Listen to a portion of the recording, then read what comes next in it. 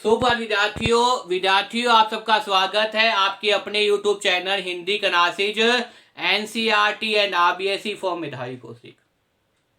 विद्यार्थियों, मुझे पूरी उम्मीद है कि आप घर पे हैं, स्वस्थ हैं, आपका अध्यापन कार्य क्या चल रहा है, सुचारू रूप से चल रहा है। विद्यार्थियों, जैसा कि आप भली भांति जानते हैं, इन दिनों में YouTube चैनल पर व्याकरण संबंधित बहुत ही महत्वपूर्ण प्रकरण दिखाई दे रहे हैं। उन्हीं प्रकरणों में से एक प्रकरण जो चल रहा था वो चल रहा था आपके सामने वाक्य रूपांतर। वाक्य रूपांतर संबंधित कई वीडियो बनाकर मैंने अपलोड कर दिए विद्यार्थियों। इसी क्रम में मैं आपको पढ़ा था उपवाक्य। इससे पहले जो वीडियो तैयार की थी उसमें बताया था उपवाक्य की परिभाषा क्या होती है। तो आज बताऊंगा उपवाक्य के भेद कौन से होते हैं विद्यार्थियों अगर मेरे द्वारा बनाई वीडियो आपको पसंद आए तो इसे ज्यादा शेयर कीजिए, लाइक कीजिए, कमेंट कीजिए विद्यार्थियों। और चैनल पर अगर आप नए हैं तो चैनल को तुरंत सब्सक्राइब कर लीजिए। घर पे रहिए, स्वस्थ रहिए, खूब पढ़िए विद्यार्थियों। देखिए, उपवाक्य मैंने पहले ही बताया था कि इससे पहले वीडियो के अंदर कि वास्तव में उपवाक्य क्या होता है। जैसे वाक्य महत्वपूर्ण है वैसे ही उपवाक्य महत्वपूर्ण है। जैसे वाक्य के भेद है वैसे ही उपवाक्य के भेद है। तो उपवाक्य की भाषा क्या थी कि ऐसा पद समूह जिसका अर्थ हो, जिसका क्या हो विद्यार्थियों, अपना अर्थ हो। ऐसा पद समूह जिसका अपना अर्थ हो, जिस और जो वाक्य का एक भाग हो। महत्वपूर्ण चीज क्या है, वाक्य का एक भाग हो जिसमें उद्देश्य विधेय हो। जिसमें उद्देश्य विधेय हो क्या कहता है, निस्संदेह उपवाक्य कहलाता है। क्या कहता है विद्यार्थियों, उपवाक्य कहलाता है। उपवाक्य के तीन भेद होते हैं, संज्ञा उपवाक्य, विशेषण उपवाक्य और क्रिया विशेषण उपवाक्य। तो आपको उपवाक्य की भाषा याद हो रही चाहिए विद्यार्थियों। दोबारा देखिए उपवाक्य की भाषा। ऐसा पद समूह, मैंने पहले ही बताया था कि वास्तव में तो क्या होना चाहिए, ये पद समूह होना चाहिए। ऐसा पद समूह, पद क्या होते हैं, मैंने इससे पहले बताया था कि पद होता है शब्दों का समूह और शब्द क्या होते हैं, वर्णों का समूह। और वर्ण क्या है, जिसको आगे विभक्त नहीं किया जा सकता। तो वर्ण क्या है, जिसको आगे विभक्त नहीं किया जा सकता, वो वर्ण है। वर्णों का समूह शब्द कहता है, शब्दों का समूह पद कहता है और पद समूह क्या कहता है, उपवाक्य कहलाता है। पद समूह क्या कहता है विद्यार्थियों, उपवाक्य कहलाता है। सिर्फ और सिर्फ पद समूह नहीं है, इसके अलावा भी कुछ कंडीशन है। तीन प्रकार की बातें आपको वाक्य में याद रखनी है। सबसे पहली बात तो ये कि ऐसा पद समूह जिसका अपना अर्थ हो। कहने का अभिप्राय यह है विद्यार्थियों कि उपवाक्य का अर्थ होना चाहिए। हिंदी के अंदर एक व्याकरण में बात लिखी हुई है कि जब तक शब्दों के कोई ना कोई अर्थ नहीं निकलता उन्हें हम पद ही नहीं मानते। और जब हम उन्हें पद ही नहीं मानेंगे तो पद समूह मानने का तो मतलब ही नहीं। कहने का अभिप्राय ये है इस शब्द के अंदर, क्योंकि ये महत्वपूर्ण शब्द है, ऐसा पद समूह जिसका अपना अर्थ हो। मतलब कोई ना कोई अर्थ हो, कोई ना कोई बात हमारे समझ में आती हो, किसी प्रकार का अर्थ निकलता हो, तो ही उसे हम क्या मानेंगे, पद समूह मानेंगे। ऐसा नहीं है कि आपने विभिन्न पद लिख दिए और वास्तव में देखा जाए तो किसी का कोई अर्थ ही नहीं निकल रहा। ऐसा नहीं होना चाहिए उपवाक्य के अंदर। उपवाक्य मतलब क्या है, ऐसा पद समूह जिसका अपना अर्थ हो और जो वाक्य का एक भाग हो। दूसरी बात यह है कि ये उपवाक्य का अपना कोई स्वतंत्र अस्तित्व नहीं है। इससे क्या बात सामने आई कि उपवाक्य का अपना कोई स्वतंत्र अस्तित्व नहीं है। वो किसका भाग है, वो वाक्य का एक भाग है विद्यार्थियों। तो एक बात यहाँ पे ये सामने आ गई कि उपवाक्य का अपना कोई स्वतंत्र अस्तित्व नहीं है। बहुत ही महत्वपूर्ण बात,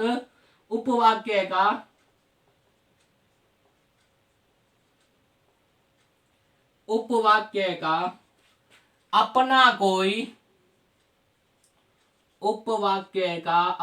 कोई स्वतंत्र अस्तित्व नहीं है। अपना कोई स्वतंत्र, आजाद जैसे वाक्य है वैसे नहीं है, स्वतंत्र अस्तित्व नहीं है। ये बहुत ही महत्वपूर्ण बात नहीं है। उपवाक्य तो वाक्य का एक भाग होता है। उपवाक्य तो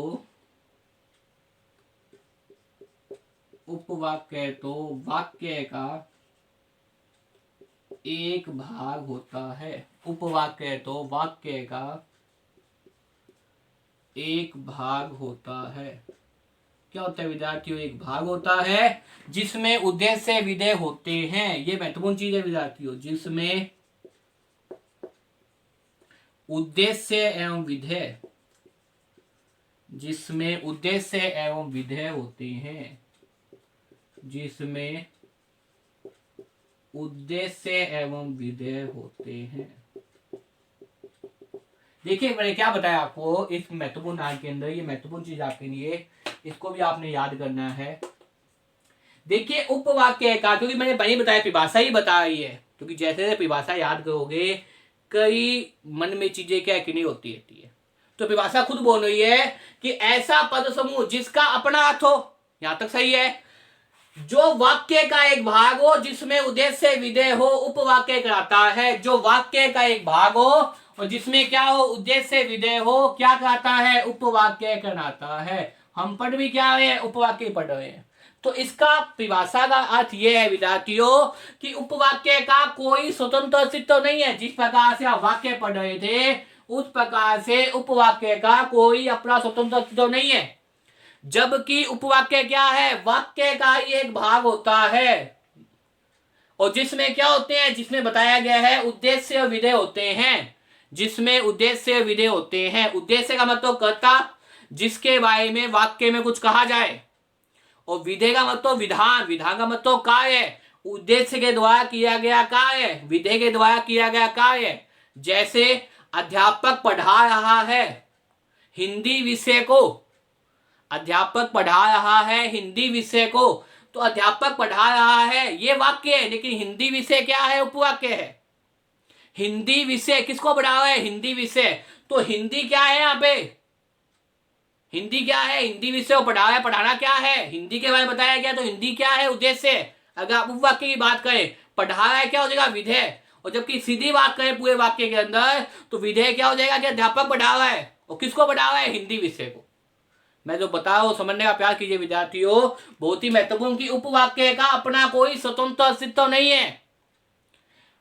उपवाक्य तो वाक्य का एक भाग होता है जिसमें उद्देश्य विधेय होते हैं, वही उपवाक्य कहता है। जैसे दो प्रश्न आपको बता दूं, अध्यापक पढ़ा रहा है ये वाक्य है, इसमें कहीं कोई उपवाक्य नहीं है। अध्यापक के बारे में बताया गया है तो अध्यापक क्या है, उद्देश्य।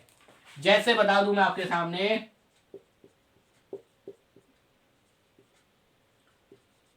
अध्यापक पढ़ा रहा है, अध्यापक पढ़ा रहा है ये वाक्य है,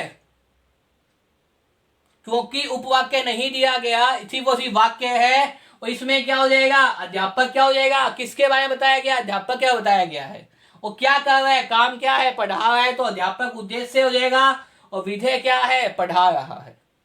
अध्यापक हिंदी विषय को पढ़ा रहा है, अध्यापक पढ़ा रहा है हिंदी विषय को, अध्यापक पढ़ा रहा है हिंदी विषय को, अध्यापक पढ़ा रहा है हिंदी विषय को, तो हिंदी विषय क्या है, उपवाक्य है विद्यार्थियों। तो मुझे उम्मीद है विद्यार्थियों को समझ में आ गया। हिंदी विषय के अंदर भी देखिए हिंदी क्या हो जाएगा, उद्देश्य हो जाएगा, और पढ़ा विषय पढ़ा रहा है क्या हो जाएगा, विधेय हो जाएगा। एक उदाहरण वो देखिए विद्यार्थियों, जैसे मोहन ने कहा वह पढ़ेगा, मोहन ने कहा वह पढ़ेगा, मोहन ने कहा,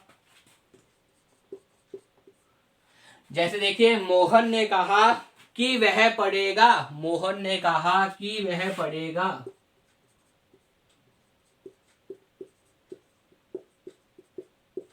अब ये देखिए विद्यार्थियों, मोहन ने कहा कि वह पढ़ेगा, ये क्या है आपके सामने, उपवाक्य है।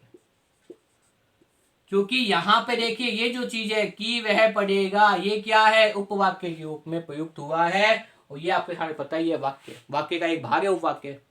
तो मुझे उम्मीद है विद्यार्थियों आपको उपवाक्य की भाषा, उपवाक्य उदाहरण समझ में आगे होंगे कि अध्यापक ने कहा, अध्यापक पढ़ा रहा है, ये तो वाक्य है। अध्यापक हिंदी विषय को पढ़ा रहा है, ये क्या हो जाएगा, उपवाक्य हो जाएगा। अध्यापक मोहन ने कहा कि यह पढ़ेगा, तो ये क्या है, कि पढ़ेगा क्या है, उपवाक्य।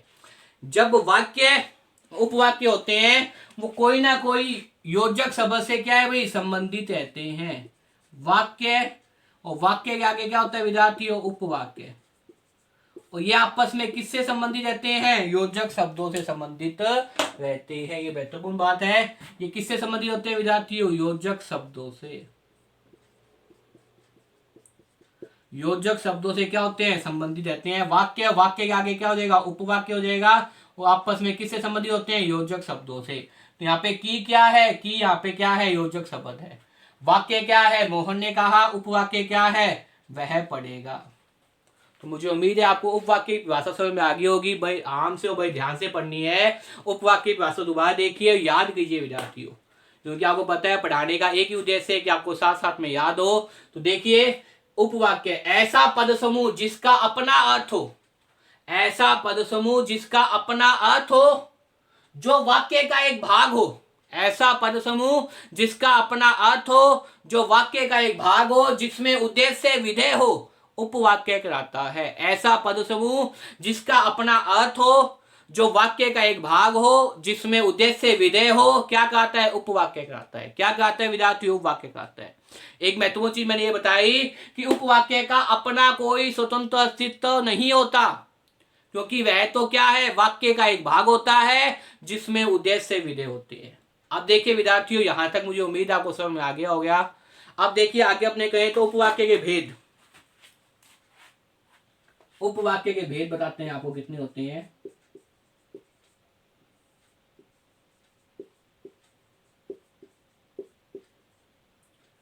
देखिए उपवाक्य के भेद, मुझे उम्मीद है आपको दिखाई दे रहा होगा। हाँ, उपवाक्य के भेद, उपवाक्य के भेद कितने होते हैं विद्यार्थियों, 3 भेद होते हैं। कितने भेद होते हैं विद्यार्थियों, 3 भेद होते हैं। तीनों भेदों के बारे में बताएंगे आपको। पहला जो भेद होता है वो होता है आपके सामने संज्ञा उपवाक्य। कौन सा होता है विद्यार्थियों, संज्ञा